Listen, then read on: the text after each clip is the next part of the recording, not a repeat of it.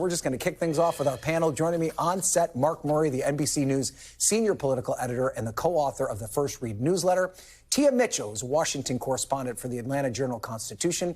Faiz Shakir, a senior advisor to Vermont Independent Senator Bernie Sanders, and Republican strategist Jim Dornan. So let's talk numbers. And so if we talk numbers, we got to go to you first, Mark. The Fox News poll with these two key early states of Iowa and South Carolina. And if you take a look at the numbers, obviously, it's still Donald Trump's to lose. He's out by a wide margin.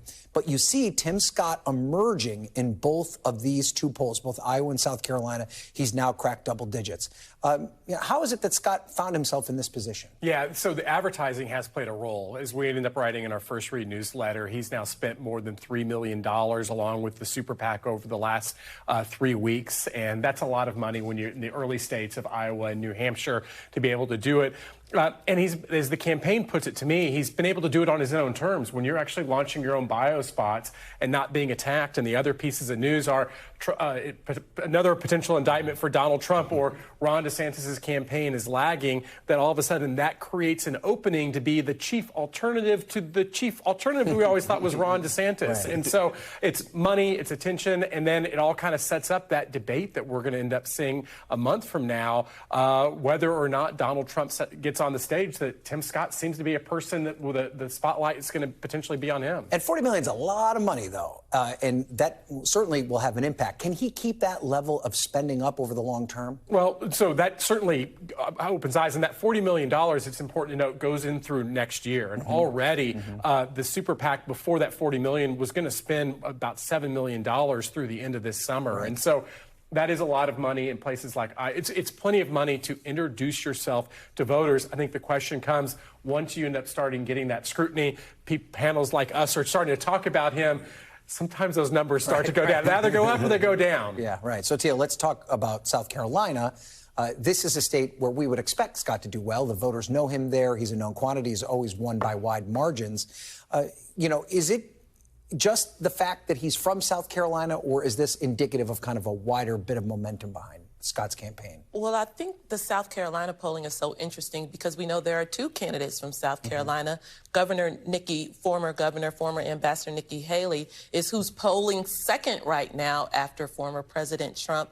So I do think, in South Carolina, they know him. They're used to voting for him. He's won statewide in South Carolina. So it makes sense that he's doing pretty well in that state. But I think it is still notable that compared to the other South Carolina candidate, he's still a little bit further down, which again is the concern. How far can Tim Scott actually rise in these early states? I mean, it's kind of a broader example of the problem with the Republican primary field sans Donald Trump is that they're all kind of eating their own and it really kind of on display fully in South Carolina. So, Jim, and Mark kind of alluded to this a little bit, this is going to be Scott now kind of front and center. He's a known quantity, but for the most part, no one has really attacked him in any way, shape, or form. Will he be able to withstand the scrutiny that's certain to come now that he's started to make some gains? I truly believe that he can. And he's got, first of all, he's got a great story, single family or single mom raised up, what do you say, caught in a congressman? That's beautiful. I mean, he's the perfect Republican, in my opinion, and the best out of this group, in my opinion, as well. I think that he's great retail. And he's, frankly, if you've met him, he's one of the nicest men I've ever met in my life, who's also a U.S. Senator. So I like him. I mean, I think he would represent the party very well. And I think once he gets attacked, for real, that he'll respond accordingly and probably with a smile. Well, I want to press you a little bit about a specific area where he could face some Republican scrutiny, and that's the effort that he made with Senator Cory Booker to try and find some consensus on police reform. He was pressed on that in a town hall in New Hampshire on Friday. Listen to how he responded. I believe that police reform failed because there were too many folks on Cory's side of the aisle that were more interested in the issue than the solution. We will never negotiate your qualified immunity, your liability. It's like saying there's a shooting, you go figure out how to solve the problem there, but if you do it wrong, we're taking your house and your pension.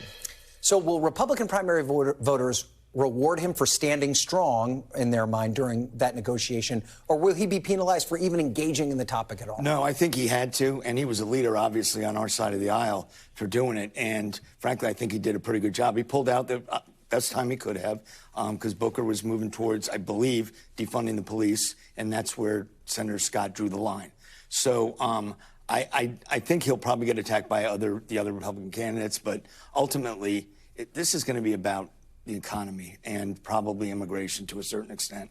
And Scott's, he's just good on the issues. I mean, the guy comes across like a very, very smart politician. All right, Faiz, we're going to work in the conversation, I promise. We've got to go to Garrett Haake Sorry here. about that. We've got to go to Garrett Haake because we're going to talk about the Republican frontrunner now.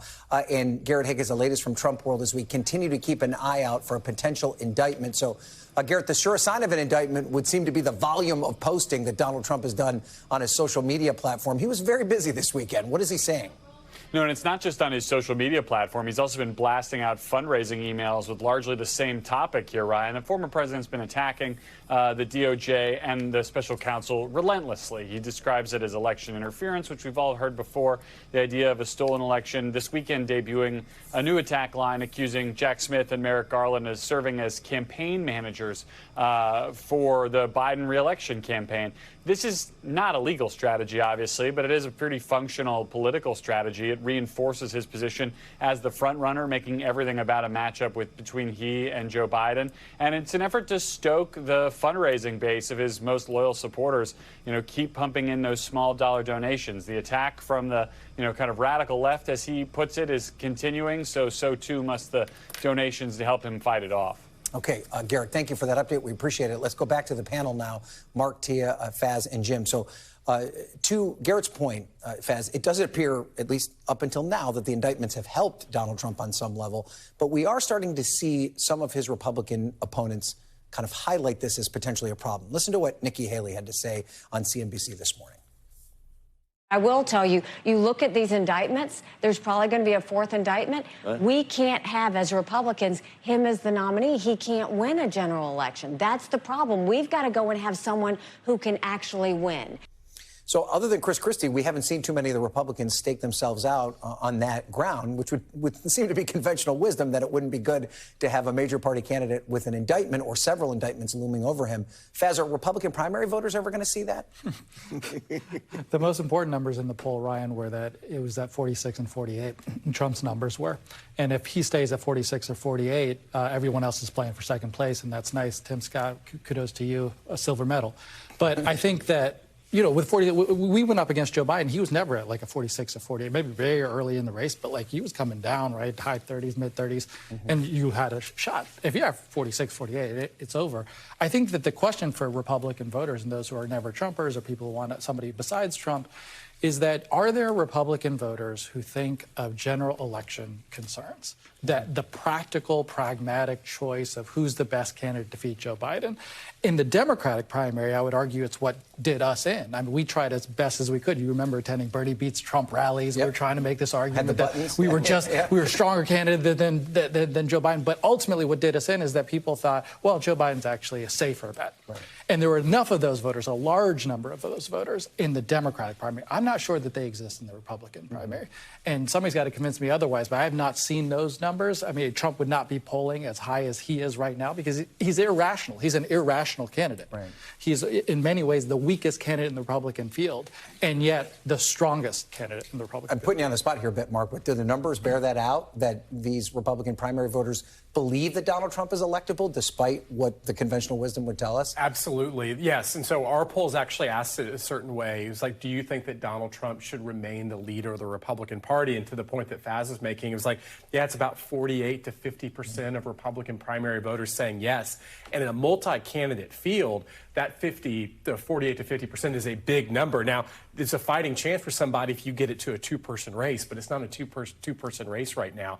The other thing that you end up seeing that our poll ends up saying, about 60% of Republicans say, you know what, it's important to stand behind Donald Trump. What's happening to him is a Democratic witch hunt, versus about 20 to 30% say, no, we need to find a stronger general election candidate. So, Faiz is exactly right. From the polling that I've seen, I think the thing that we need to be very humble about is, after the third indictment, after the fourth indictment, does that 48, 50% start going to 38 to 40, and then it becomes a different game. And a debate, too. We haven't seen that either. So, Tia, it's probably not a good sign for Ron DeSantis that we're not talking about him until this stage of our conversation. But we are going to bring him in, and we're also not going to talk about an issue that's probably very productive for him. He's in a kind of a backlash with the Florida Board of Education over these new standards regarding controversial language having to do with slavery. I want to play for you what the current Vice President Kamala Harris had to say about this curriculum. Take a listen. How is it that anyone could suggest that in the midst of these atrocities, that there was any benefit to being subjected to this level of dehumanization? I mean, I didn't do it, and I wasn't involved in it. But I think what they're doing is, I think that they're probably going to show some of the folks that eventually parlayed, being a blacksmith into doing things later in life. And these were scholars who put that together. It was not anything that was done politically. So I didn't do it, but actually I don't think it's that bad of an idea. Tia, I mean, what's the thinking here? I don't think he's thought through it. And that, to me, that answer being, passing the buck, not taking responsibility. He's taking responsibility for every other quote unquote anti-woke policy that has come out of Florida. But on this, which is probably the most problematic of them all of a sudden he's saying I had no involvement, and he's kind of throwing his education department that he appoints those board members, throwing them under the bus. And it's coming across weak. It's coming across that he doesn't have a clear answer on this. And quite frankly, he's not going to satisfy the critics, but those on the right who maybe want him to go all in on, rejiggering how we look at slavery, they're probably not satisfied with his answer either. Right. Jim, you laughed when we played the soundbite and said leadership. I assume that was sarcastic, but expand on your thinking. It was. I find this just mind-boggling that you would support something like this. It is awful. I mean, it's degenerating. I just can't imagine it. I'm flabbergasted by somebody actually pushing this forward as a policy. I mean, it's begging for the criticism that he's getting, and it's going to get worse, frankly. Well, on the other side of this, though, Faz, we see the Vice President, Kamala Harris, coming out forcefully against this in what seemed to be a very comfortable space for her. Yeah. She was ready to go on the attack. Put it on the tee for her. Exactly. Is this where she could play a very important role for the Biden team? And I hope she does more of this. I think I believed of Joe Biden. I certainly believe of Kamala Harris that when they're in fighting mode, when there's friction, when they've got foils to go up against, they're at their best. And sometimes I know that this administration is trying to govern and try to dial down the temperature and try to find peaceable ways to the center. Fine. But in this mode right now, you've got to call out some spades and find some people who animate your values. It's not just to punch. It's to say, we have a real different view of how America should be run. That's that over there. You go in that direction if you want to be in the minority with 33%, or you live with us in the majority who want a better future for our kids to live in. And Mark, there have been a smattering of polls that have shown Biden and Harris kind of starting to bleed a little bit with independent voters.